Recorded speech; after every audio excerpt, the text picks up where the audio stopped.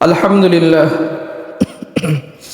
সমস্ত প্রশংসা ওই আল্লাহ সুবহানাহু ওয়া তাআলার জন্য, যিনি আমাদেরকে জমাদি ওসানির 24তম দিবসে শেষ জুমায় 2024 সালের শেষ জুমায় যিনি আমাদেরকে সুস্থ রেখে দয়া করে মায়া করে ইমানের সাথে জুমার নামাজ আদায়ের লক্ষ্যে এই জুমার মসজিদে আমাদের উপস্থিত করে দিলেন।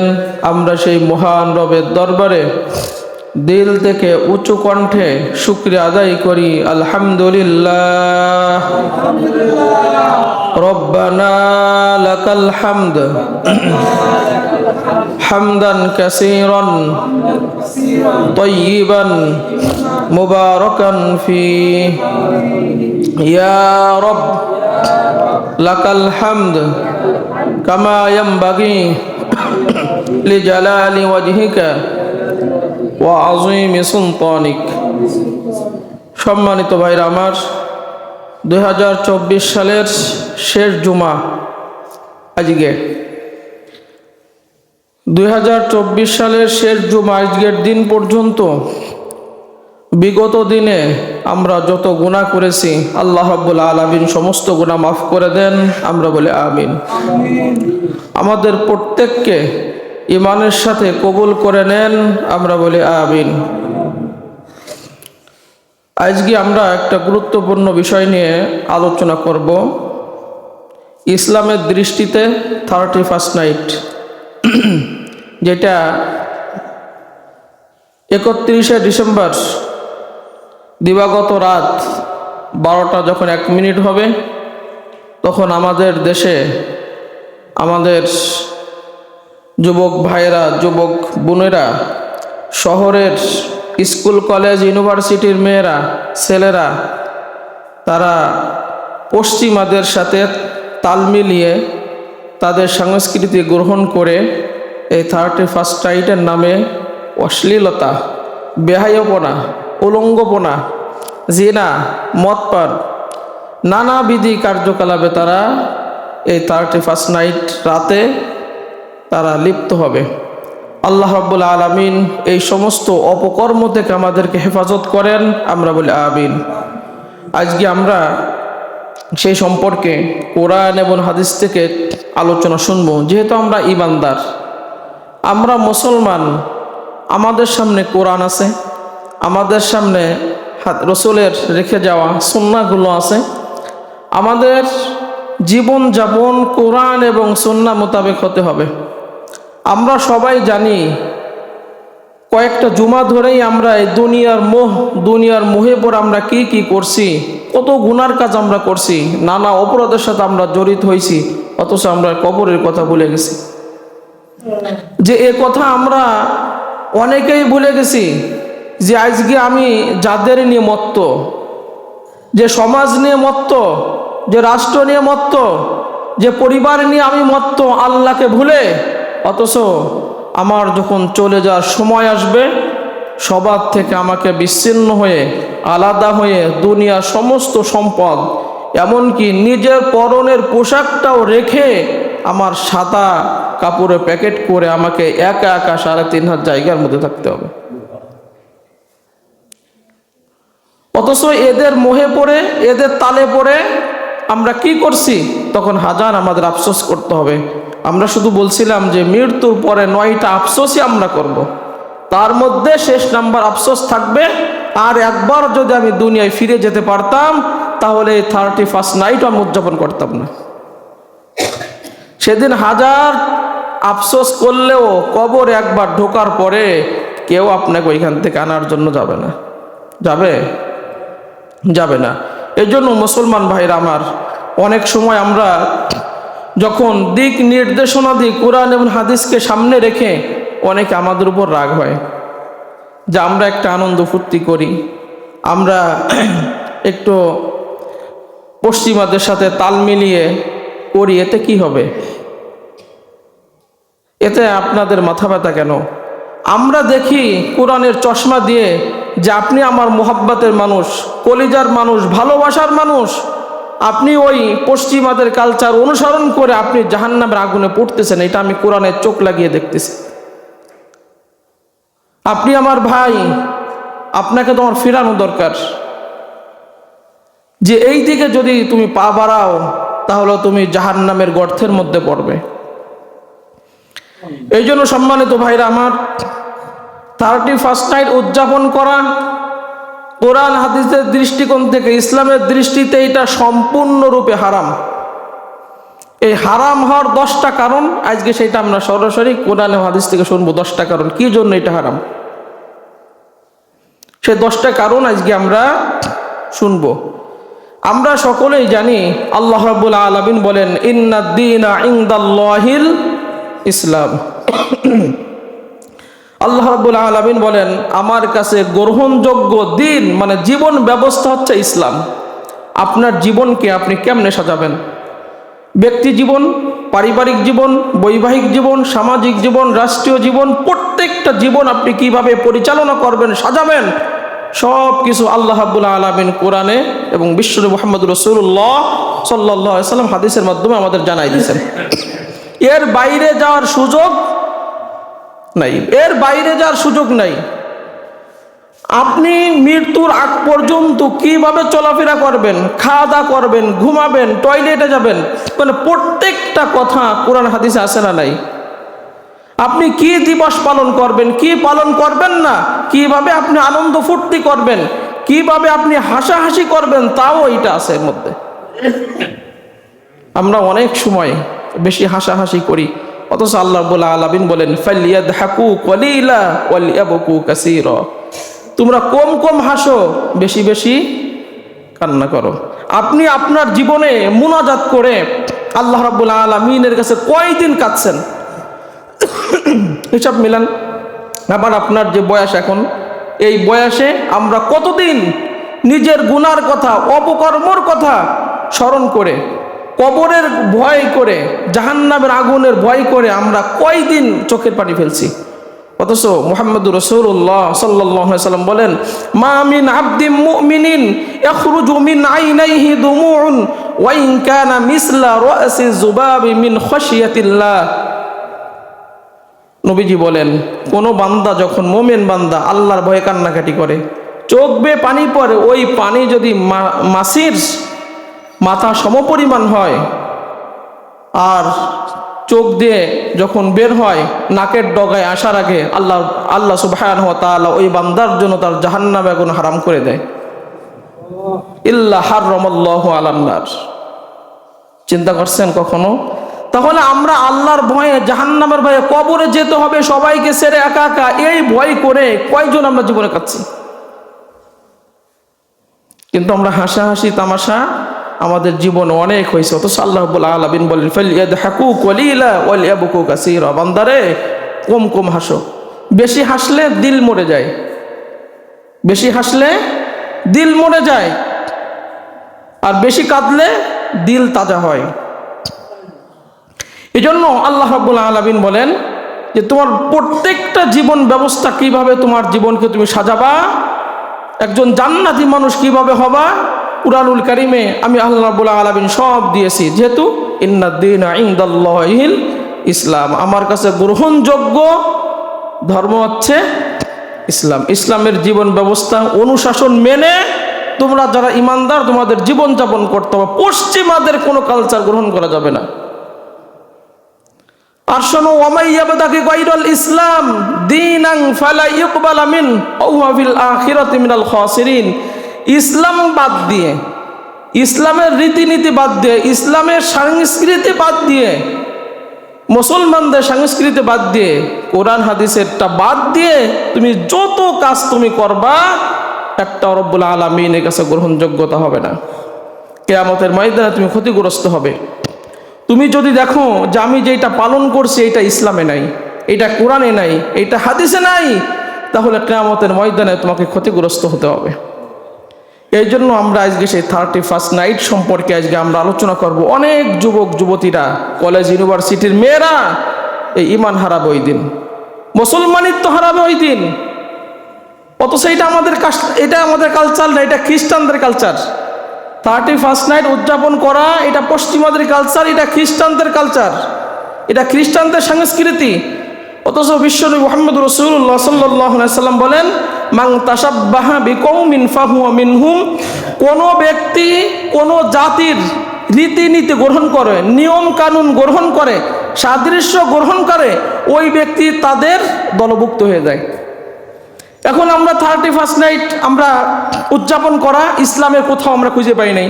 এখন কোনো ব্যক্তি যদি মুসলমানের সন্তান, ইমানদার মুসলমানের সন্তান যদি ওই দিবস পালন করে, রাত জেগে নেচে গে গান বাজিয়ে এই উদযাপন করে, বর্ষবরণ করে, তাহলে মুহাম্মদুর রাসূলুল্লাহ সাল্লাল্লাহু আলাইহি সাল্লামের ভাষায় ওই ব্যক্তি আর মুসলমান থাকে না, ওই ব্যক্তি খ্রিস্টান হয়ে যায়, যেহেতু এটা খ্রিস্টানদের কালচার। কুরআন বলছে সূরা মাইদায় আল্লাহ রাব্বুল আলামিন বলেন, ইয়া আইয়ুহাল্লাযীনা আমানু লা তাত্তাখিযুল ইয়াহুদা ওয়ান নাসারা।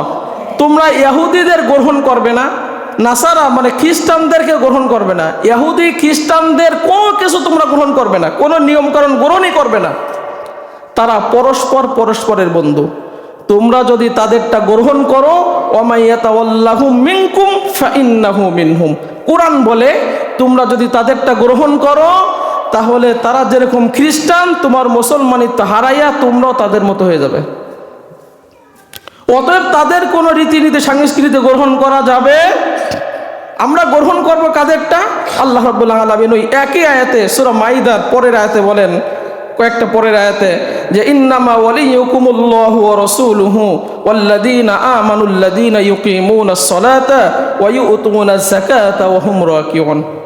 তোমরা তো গ্রহণ করবে আল্লাহরটা, তোমরা তো গ্রহণ করবে আল্লাহ রাসূলেরটা, তোমরা গ্রহণ করবে সেই সমস্ত ঈমানদারেরটা যারা নামাজি, যারা যাকাত দেয়, যারা রুকুকারীদের সাথে রুকু করে, এদের আদর্শ, এদের রীতিনীতি তোমরা গ্রহণ করবে। আল্লাহ সুবহানাহু ওয়া তাআলা কত সুন্দর আমাদের জানিয়ে দিয়েছেন। এই জন্য সম্মানিত ভাইরা আমার, ইসলামের দৃষ্টিতে 31st নাইট উদযাপন করা এটা সম্পূর্ণরূপে হারাম। কারণ এইটা খ্রিস্টানদের সংস্কৃতি, ইসলামের সংস্কৃতিতে এটা একটা অপসংস্কৃতি। এই জন্য সম্পূর্ণরূপে এটা হারাম, এটা গ্রহণ করা যাবে না, এটা উদযাপন করা যাবে না, বর্ষবরণ করা যাবে না।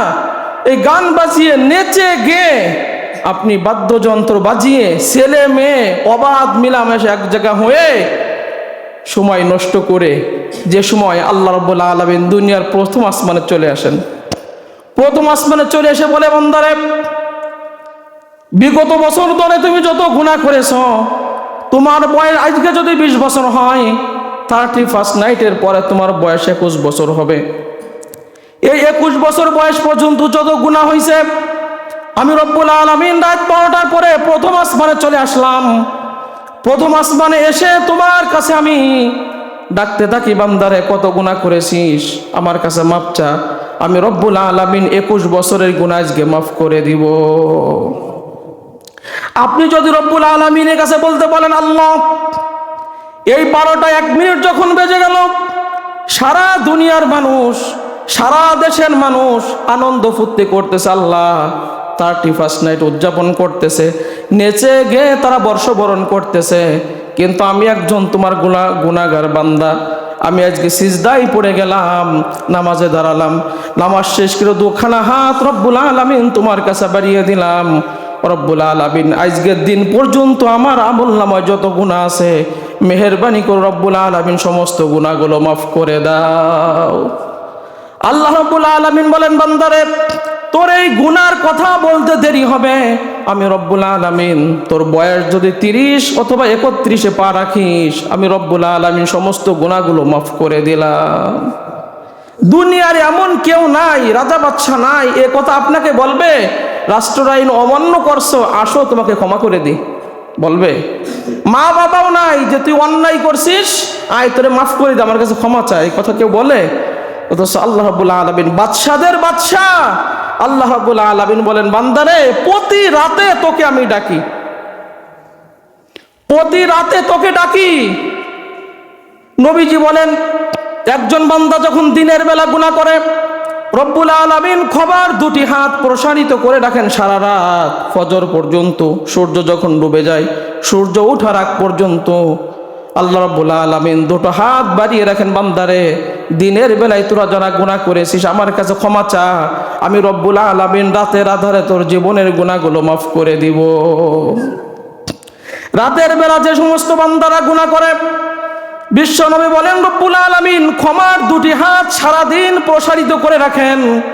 রাতের গুনাহগার বান্দারা কোনো একটা ফাঁকে নির্জনে বসে যদি রব্বুল আলামিনের কাছে ক্ষমা চায়, আল্লাহ রাতের আধার আমি গুনাহ করেছি, রব্বুল আলামিন বলেন নির্জনে বসে দিনের বেলা যদি আমি আল্লাহকে আল্লাহ বলে ডাক দিস, আমি রব্বুল আলামিন রাতের গুনাহগুলো তোর মাফ করে দেই।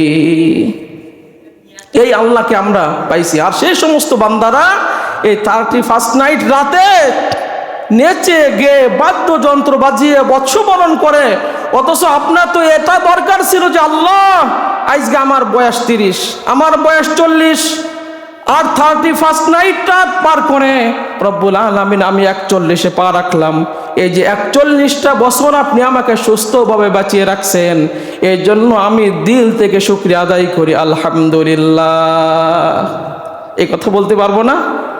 আপনি এই কথা বলবেন যে আল্লাহ মানুষ বৎসবরণ করার জন্য নানা ফিকির করতেছে, অনেক অপকর্মের সাথে তারা জড়িত হচ্ছে, নেচে গে তারা দুনিয়ার মোহে পড়ে এগুলো করতেছে, কিন্তু রব্বুল আলামিন আমি একজন ইমানদার, তোমার প্রতি ইমান আনছি, আজকে আমার বয়স যা যদি 50 হয় আমি 51 পা রাখলাম। এই যে 50টা বছর আপনি আমাকে সুস্থ রাখছেন, এই জন্য দিল খুলে যার যার যে বয়স এখন আছে আমরা একটু জোরে সোরে শুকরিয়া আদায় করি, আলহামদুলিল্লাহ। আমরা যখন রব্বুল আলামিনের শুকরিয়া আদায় করব, আগামী বছরটাও নিয়ামতের মাঝে আমাদেরকে যিনি রাখবেন তিনি কে? কারণ আল্লাহ রাব্বুল আলামিন বলেন বান্দারে শুকরিয়া আদায় করবা আমার নিয়ামত বাড়িয়ে দেব। এই 50 বছর তো সুস্থ জীবন দিছি, তুই এখন গান বাজনা না বাজিয়ে 31 নাইট উদযাপন না করে তুই আমার কাছে শুকরিয়া আদায় করলি, আগামী 31 নাইট আসার আগ পর্যন্ত আমি রব্বুল আলামিন এই বছরটা আমার নিয়ামত দিয়ে তোর ভরপুর করে দেব, তোকে সুস্থভাবে চলাফেরার তৌফিক আমি আল্লাহ রাব্বুল আলামিন দিয়ে দেবো। এটা আমরা বলতে পারবো না? আমার ছেলে, আমার মেয়ে, আমার পরিবার প্রত্যেককে আমি এটা শিখাবো যে তোমার বয়স যা আর 1 বছর বাড়তেছে।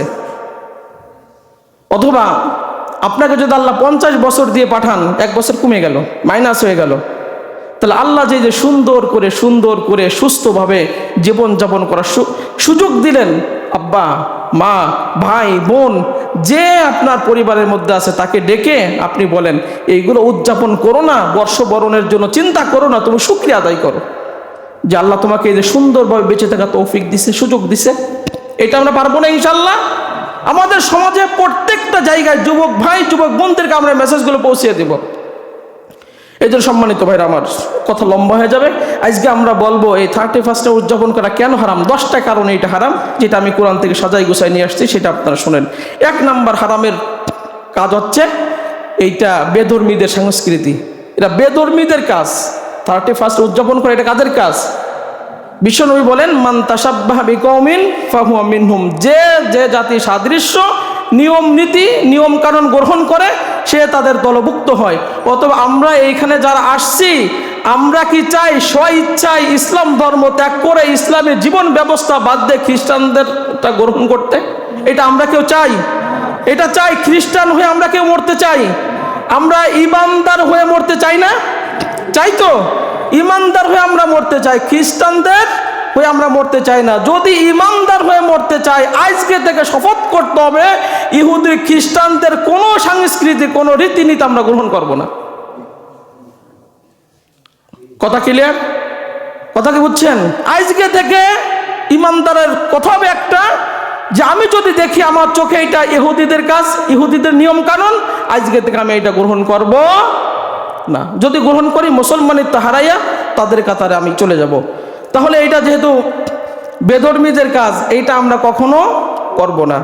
2 নাম্বার হারামের কারণ হচ্ছে এই রাতে বর্ষবরণ করার জন্য দেখবেন আপনার ডিজে বাজিয়ে, গান বাজনা বাজিয়ে, অশ্লীল নৃত্য দিয়ে আপনার রাত 12টা বাজার সাথে সাথে দেখবেন আপনার কি করে, বাদ্যযন্ত্র, গায়ক গায়িকা এইগুলো দিয়ে নেচে গিয়ে তারা বৎসবরণ করে। এটা আল্লাহর রহমত আসে না আল্লাহর গজব আসে? আপনারা বলেন গান হালাল না হারাম? এরপরে তো আমরা যারা সুস্থ তারা আমরা তাদের বক্সের আওয়াজের ঠেলায় আমরা ঠিকমতো থাকতে পারি না, ঘুমাতে পারি না, দিল পর্যন্ত কাঁপতে থাকে। দেখছেন যেগুলো ভিট দেয়, দিল পর্যন্ত কাঁপতে থাকে। কতটা ক্ষতি করতেছে এটা সমাজের। আল্লাহর অবাধ্য আচরণ করে আল্লাহর গজব তো এই রাত 12টায় নাজিল করাচ্ছে সমাজে, রাষ্ট্রে, তারপরেও আমাদের সুস্থভাবে ঘুমাতেও তারা দিচ্ছে না। অথচ মুহাম্মদ রাসূলুল্লাহ সাল্লাল্লাহু আলাইহি সাল্লাম বলেন, মানুষ যখন বাদ্যযন্ত্র, গায়ক গায়িকা, গানের প্রতি আসক্ত হয়ে যাবে, 5টা শাস্তির অপেক্ষা করো। কয়টা? হাদিস থেকে, তিরমিজি হাদিস থেকে বলতেছি, 5টা শাস্তির অপেক্ষা করো। 1 নাম্বার, আল্লাহ রাব্বুল আলামিন ভূমিকম্প দিয়ে তোমাকে ধ্বংস করে দিবেন। 2 নাম্বার শাস্তি হচ্ছে আল্লাহ রাব্বুল আলামিন রাতের বেলা তুমি গান টান গেয়ে আনন্দ ফুর্তি করে নেচে গেয়ে বর্ষবরণ করে ঘুমালে, আল্লাহ না করুক, বিশ্বনবী মুহাম্মদ রাসূলুল্লাহ সাল্লাল্লাহু আলাইহি ওয়াসাল্লাম বলেন, যারা এর প্রতি আসক্ত হয় আল্লাহ রাব্বুল আলামিন চেহারা পাল্টাইয়া বানর শুকর বানাই দেবেন। তাহলে যুবক ভাইদেরকে বলি, আপনি বর্ষবরণ করার জন্য 31st নাইট উদযাপন করার জন্য নেচে গিয়ে আপনি রাতে ঘুমাইয়া গেলেন, আল্লাহ না করুক যদি সকালবেলা উঠে দেখেন আপনার চেহারা বানর আর শুকর হয়ে গেছে, অবস্থাটা কি হবে? অথচ এইটা বিশ্বনবী বলেন যে আমার উম্মারা যখন বাদ্যযন্ত্রে আসক্ত হয়ে যাবে, গায়ক গায়িকাদের প্রতি আসক্ত হয়ে যাবে, যখন গান বাজনার প্রতি আসক্ত হয়ে যাবে, তখন এই সমস্ত উম্মারা ঘুমিয়ে থাকবে, সকালবেলা ঘুম থেকে উঠে দেখবে তার চেহারা বানর এবং শুকর হয়ে গেছে। 2 নম্বর শাস্তি। 3 নম্বর শাস্তি হলো মুহাম্মদ রাসূলুল্লাহ সাল্লাল্লাহু আলাইহি সাল্লাম বলেন, 3 নম্বর গান বাজনার শাস্তি হলো আল্লাহ রাব্বুল আলামিন ওই সমাজে পাথর বৃষ্টি দেবেন, পাথর বৃষ্টি দেবেন। 4 নম্বর শাস্তি হলো আল্লাহ রাব্বুল আলামিন অগ্নিবায়ু দিবেন, বাতাস হবে কিন্তু ঠান্ডা হবে না, আগুন ধরে যাবে। 5 নম্বর শাস্তি হলো বিধর্মীদের জুলুম নির্যাতন তোমাদের উপর চাপাই দেওয়া হবে। এইটা এখন অটো হয়ে গেছে। আজকে মুসলমানের সংখ্যা বেশি কিন্তু আমরা নির্যাতিত বেশি, বেধর্মীদের চাপ আমাদের প্রতি বেশি, কারণ এই মুসলমান ইমানদারের ছেলেমেয়েরা গান বাজনায় প্রতি আসক্ত। গান বাজনা না হলে মুসলমানের অনুষ্ঠান হয় না, বিয়ের অনুষ্ঠান হয় না, কোনো কিছু অনুষ্ঠান করলেই গান বাজনা না বাজালে মনে হয় যেন ওই অনুষ্ঠান স্বয়ং সম্পূর্ণ হয় না। এই জন্য বেধর্মীদের চাপ আমাদের উপর বেশি। এটা আল্লাহর শাস্তি, আল্লাহর পক্ষ থেকে শাস্তি। অথচ নবীর যুগে হাজার হাজার কাফের ছিল, মুসলমান একজন দাঁড়াই গেছে, এক কোমর দাঁড়াই গেছে, কাফের বেঈমানেরা ভয়তে সামনে একজন আসতে পারে নাই। আর আজকে আমরা হাজার হাজার মুসলমান, কাফেররা কয়জন? বিশ্বনবীর ভাষায় আমরা দেখেছি, হাদিসে আমরা পড়েছি যে যুদ্ধের ময়দানে খেজুরের ডাল নিয়ে গেছে, আল্লাহ রাব্বুল আলামিন খেজুরের ডালকে তলোয়ার বানাই দিছে। আজকে আমাদের ইমান টিমান সব আমরা হারাই ফেলছি। এই জন্য যুবক ভাই, যুবক বোনদের আমাদের মেসেজ হলো, আমরা এই 31st নাইটে উদযাপন করব না, গান বাজনা বাজাবো না। ওই দিনে রব্বুল আলামিনের কাছে কি দোয়া করবো, যা একটু আগে বললাম, ওই দোয়াটা আপনি করবেন। তাহলে 2 নম্বর শাস্তি, মানে হারাম হওয়ার কারণ হচ্ছে গান বাজনা আমরা বাজাই। সবগুলো বিস্তারিত বলতে গেলে আমরা সময়ের সাথে পারবো না। 3 নম্বর হচ্ছে ওই দিনে দেখবেন মানুষের পোশাক, যেহেতু আমরা তো গ্রামে একটু কম দেখি, শহর অঞ্চলে আপনারা দেখবেন কলেজ ইউনিভার্সিটির মেয়েরা, ঢাকা বিশ্ববিদ্যালয়ের ছেলে মেয়েরা টিএসসিতে যেয়ে দেখবেন আটো শাটো পোশাক পরে তারা সেখানে চলে যায় মেয়েরা। অথচ বিশ্বনবী বলেন জাহান্নামী 2 প্রকার মানুষ, যাদেরকে আমি নবী এখনো দেখিনি। এক প্রকার হলো যে এক শ্রেণীর মানুষের হাতে চাবুক থাকবে, গরুর লেজের ন্যায় চাবুক থাকবে, ওইটা যে মানুষকে পিটাবে। কোনো ব্যক্তি যদি চাবুক বানায় গরুর লেজের ন্যায়, বিশ্বনবী মুহাম্মদ রাসূলুল্লাহ সাল্লাল্লাহু আলাইহি সাল্লাম বলেন ওই ব্যক্তি জাহান্নামী। 2 নম্বর হচ্ছে জাহান্নামী ওই ব্যক্তি যে মহিলা পোশাক পরে, পোশাক পরার পরে তার শরীর দেখা যায়, পোশাক পরার পরে তার শরীরের বিশেষ অঙ্গগুলো ফুটে ওঠে, শরীর দেখা যায়, এবং চুল বাঁধে উটের কুজের মতো। উটের যে কুজ দেখবেন মাথায় উঁচু করে পিছনে মেয়েরা চুল বাঁধে। এখন বিশ্বনবী বলেন যারা এরকম চুল বাঁধে এবং যারা পোশাক পরে, পোশাক পরার পরে উলঙ্গ মানে শরীর দেখা যায়, বিশ্বনবী বলেন এই ব্যক্তি জাহান্নামী, এই ব্যক্তি জান্নাতের সুঘ্রাণও পাবে না, অথচ জান্নাতের সুঘ্রাণ 500 বছর দূর থেকেও পাওয়া যায়। এই আটো শাটো পোশাক আমাদের মুসলিম ভাই বোনেরা এটা পড়তেছে, খবরদার যুবক ভাইদেরকে বলি, এখন এমন টাইট স্কিন প্যান্ট পরে যে শরীর অঙ্গ প্রত্যঙ্গগুলো প্রকাশ পায়। আমরা এগুলো করব না, এজন্য এর থেকে আমাদের ফিরে আসতে হবে। এরপরে দেখবেন এইদিকে শরীরের ভিতরে উল্কি আঁকায়, ট্যাটু আঁকায়। এখন দেখছেন খেয়াল করে, শরীরে ট্যাটু আঁকায় বেধর্মীদের মতো। অথচ বিশ্বনবী তাদেরকে আল্লাহ এবং আল্লাহ রসুল অভিশাপ দিয়েছেন যে যা শরীরে উল্কি আঁকায়, পরচুল ব্যবহার করে, যারা দাঁত সরু করে, যারা এই যে বুড়ো উঠাই ফেলে, যারা শরীরে এই যে উল্কি ট্যাটু এইগুলো আঁকায়, মুহাম্মদ রাসূলুল্লাহ সাল্লাল্লাহু আলাইহি সাল্লাম আল্লাহ এবং আল্লাহ রসুল এদেরকে চরম অভিশাপ দিয়েছেন। আমরা একজন হুজুরের অভিশাপের ভয় করি, মা বাবার অভিশাপের ভয় করি, আর স্বয়ং আল্লাহ এবং আল্লাহ রসুল যদি অভিশাপ আপনাকে দেয়, আপনার বাঁচার কায়দা আছে? বাঁচার কায়দা আছে? খবরদার যুবক ভাইয়েরা, তোমাদেরকে আমরা বলতে চাই, বোনদেরকে বলতে চাই, তোমাদের শরীরে কোনো প্রকার কোনো ট্যাটু উল্কি এটা আঁকানো যাবে, এটা সম্পূর্ণরূপে হারাম। এইদিকে ওরা ওইগুলো করে।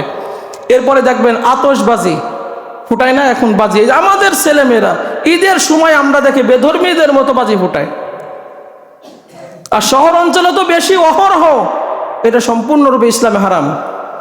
অথচ দেখবেন এই 31st নাইটকে কেন্দ্র করে তারা এইগুলো করে। এরপরে কি করে? মদ পান করে। শহরের যারা এলিট শ্রেণী যারা আছে, যারা টপ লেভেলের আছে, হাই লেভেলের আছে, যাদেরকে টাকা পয়সা অভাব নাই, ছেলে মেয়েরা অবাধে প্রকাশ্যে মদের। অথচ বিশ্বনবী বলেন 4টা অবস্থায় মানুষের ঈমান থাকে না। মানুষ যখন জিনা করে, মানুষ যখন মদ পান করে, মানুষ যখন চুরি করে, মানুষ যখন ডাকাতি করে, এই 4টা অবস্থায় মানুষের ঈমান থাকে না, ঈমান চলে যায় তার থেকে। অথচ তারা এই মদ পান করে তাদের ঈমান ওই রাতেই হারাচ্ছে। অথচ ওই অবস্থায়, মদ পান অবস্থায় যদি তোমার মৃত্যু হয়ে যায়, ভাই তুমি যে গান বাজায় ঘুমাই থাকলা, সকালবেলা যদি মাইকে খবর আসে হুজুর ইলান দেন অমুকের ছেলে মারা গেছে, এটা যদি আমার দেওয়া লাগে, অবস্থাটা তোমার কি হবে ভাই? তুমি তো ঈমান হারা অবস্থায় কবরে গেলে। অথচ বিশ্বনবী বলেন মদ যে খায়, যে খাওয়ায়, যে উৎপাদন করে, যার জন্য উৎপাদন করে, যে ক্রেতা, যে বিক্রেতা, যে সরবরাহ করে, যে শোধন করে, মোট কথা মদের সাথে সংশ্লিষ্ট যত ব্যক্তি, প্রত্যেকের জন্য আল্লাহর পক্ষ থেকে অভিশাপ। আর মদ যিনি হারাম করছেন তিনি কে? এই রাতে তারা এইগুলো কাজগুলো করে। এরপরে জিনা ব্যভিচার তো আছেই। অথচ আল্লাহ রাব্বুল আলামিন বলেন ওয়ালা তাকরাবুজ জিনা ইন্নাহু কানা ফাহিশা, খবরদার জিনার নিকট, জিনা তো করবাই না, জিনার নিকটবর্তীও যাবা না। অথচ অবাধে জিনার আয়োজন সেখানে হচ্ছে, অবাধে অশ্লীল মিলামেশা, যুবক যুবতীরা মদ পান করে মাতাল হয়ে এইগুলো তারা করতেছে আমাদের মুসলিম সমাজের ছেলেমেয়েরা। এর জন্য জিনা হয় এমন কাজ তো করা যাবে না, এবং জিনার নিকটবর্তী হওয়াও যাবে। বিশ্বনবী বলেন আদম সন্তানের জিনার একটা অংশ রব্বুল আলামিন লিখে দিয়েছেন তার তাকদীরে। তার চক্ষু জিনা করে, চোখের জিনা হলো আপনার জিনার জিনিস দেখা, কান জিনা করে, এ কান দিয়ে জিনার কথা শোনা, জিনার কথা শোনা, এটা হচ্ছে কানের জিনা। বিশ্বনবী বলে ঠোঁট দিয়ে চুমু দেওয়া এইটা জিনা, হাত দিয়ে স্পর্শ করলে এটা হাতের জিনা, পা দিয়ে হেঁটে হেঁটে গেলে ওইটা পায়ের জিনা, আর অন্তর দিয়ে তুমি পরিকল্পনা করলে, চিন্তা করলে জিনার কথাগুলো, ওইটা তোমার অন্তরের জিনা। আপনি চিন্তা করছেন আমি তো জিনা করি নাই, কিন্তু মনে মনে জিনার কথা যত যুবক যুবতীরা ভাববে, তাদের সামনে, চোখের সামনে ভাসবে কিয়ামতের ময়দানে। আল্লাহ রাব্বুল আলামিন এই জিনাগুলো আপনাকে গুনাহগুলো দিয়ে দেবেন। এবং নবীজি বলেন এই চিন্তা চেতনা করার পরে লজ্জা স্থান তা সত্য বাস্তবায়ন করে অথবা মিথ্যা বাস্তবায়ন করে। যদি সুযোগ পায় সত্য বাস্তবায়ন করলো, সুযোগ না পাইলে ওই জিনা, আপনার মনের জিনাগুলো রব্বুল আলামিন আপনার খাতায় লিখে দেয়। এরপরে অর্থর অপচয় দেখবেন ওই রাতে আসে না নাই। অথচ আল্লাহ রাব্বুল, একটু সময় নিচ্ছি, আল্লাহ রাব্বুল আলামিন বলবেন বান্দারে কিয়ামতের ময়দানে 5টা প্রশ্নের মধ্যে একটা প্রশ্ন থাকবে, অর্থ কোথায় ব্যয় করছো এটা বলে যাও। আজকে মসজিদের দিন আমরা বলি যে ভাই মসজিদে টাকা দাও, যুবক ভাইরা বলবে আমরা কি টাকা কামাই করি। অথচ দেখবেন 31st নাইট আসলে কোথায় অর্থ পাইছে, কিভাবে ডেস্ক মানে ওই ডিজে ভাড়া করা যায়, বক্স ভাড়া করা যায়, কিভাবে অর্থ সেখানে ঢালা যায়, নষ্ট করা যায়, কোত্থেকে তারা জোগাড় করে আল্লাহই ভালো জানে। অথচ মসজিদ মাদ্রাসায় বলার কথা বললেই বলে আমাদের কাছে টাকা নেই। অথচ তোমার এই অর্থের হিসাব অবশ্যই রব্বুল আলামিনের কাছে দিতে হবে। যে তুমি অর্থ কোথায় ব্যয় করছো এটা হিসাব না দিলে এক পা তোমাকে হাসরের ময়দানে বাড়তে দেওয়া হবে না। এরপরে সময়ের অপচয় আছে না নাই? সময়ের অপচয় আছে। আমরা এরপরে সর্বশেষ 10 নম্বর হারাম হওয়ার কারণ, তারা একটা স্লোগান দেয় যে মুছে যাক গ্লানি গুছে যাক ঝরা, অগ্নি স্নানে শুচি হোক ধরা। এই যে একটা শিরিক যুক্ত কথা, যে এটা হচ্ছে অগ্নি পূজক যারা, তাদের স্লোগান। তারা জানে আগুন তাদেরকে পবিত্র করে, এই জন্য দেখবেন তারা যখন মারা যায় আগুনে পুরাইয়া কি বলে যে স্বর্গে পাঠাই দিছে। তার জীবনে যত পাপ টাপ ছিল, আগুন সব পাপ টাপ ধুয়ে মুছে পুরাইয়া একদম নিষ্পাপ তারা বানাই দিছে। এই ধারণাটা কাদের বলেন আপনারা? হিন্দুদের, যারা অগ্নি পূজক তারা জানে যে আগুন পবিত্র করতে পারে। কিন্তু আমরা এখানে যারা আছি এক বাক্যে সাক্ষ্য দেন যে আমাদেরকে যিনি পবিত্র করেন তিনি কে? আল্লাহ রাব্বুল আলামিন স্যার আমাদেরকে পবিত্র করতে পারেন?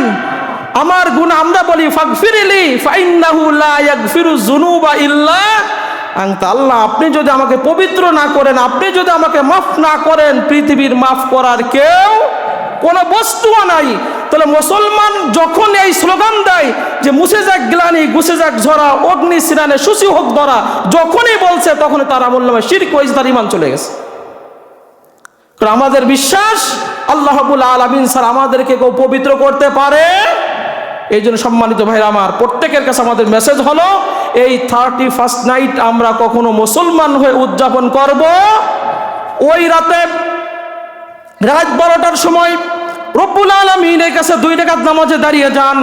নামাজ শেষ করে রব্বুল আলামিনের কাছে হাতটা আপনি বাড়ায় দেন, আল্লাহ সারাটা জীবন গুনাহ করেছি, আল্লাহ আপনি যে আজকের এই দিন পর্যন্ত আমাকে সুস্থভাবে এই বছরটাও পার করার সুযোগ দিলেন, এই জন্য রব্বুল আলামিন আপনার কাছে আমি শুকরিয়া আদায় করি, আলহামদুলিল্লাহ। এই কথাগুলো রব্বুল আলামিনের কাছে বলবেন। আল্লাহ রাব্বুল আলামিন আমাদের সবাইকে এই অপসংস্কৃতি থেকে আমাদেরকে হেফাজত করেন, আমরা বলি আমিন।